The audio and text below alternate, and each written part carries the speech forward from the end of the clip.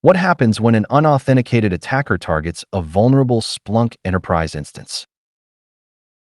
The attacker directs traffic to the corporate network gateway, which lacks firewall rules to block unsecured PostgreSQL sidecar API, creating a gateway exposure that allows the attacker to reach internal services.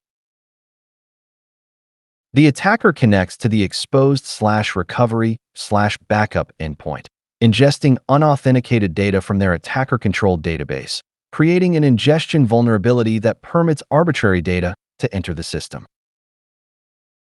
The malicious SQL dump containing low_export payloads is written to the Splunk file system via the compromised backup endpoint, creating a file write vulnerability that enables the attacker to embed malicious code.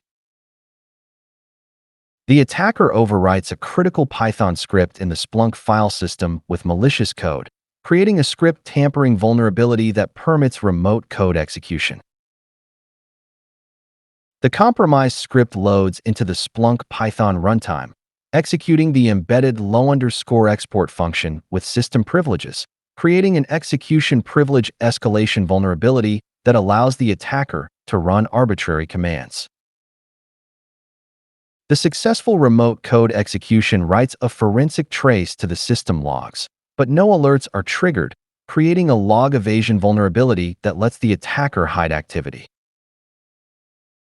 The attacker uses the /recovery/restore endpoint with a crafted passfile argument to bypass authentication controls, creating an auth bypass vulnerability that permits unauthorized restoration of data.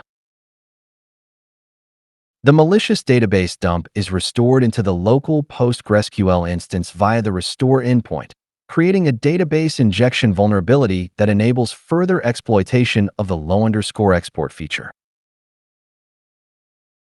The PostgreSQL instance executes attacker-controlled SQL queries, writing files through the vulnerable low_export function, completing exploitation and creating a persistent file write vulnerability that sustains attacker presence.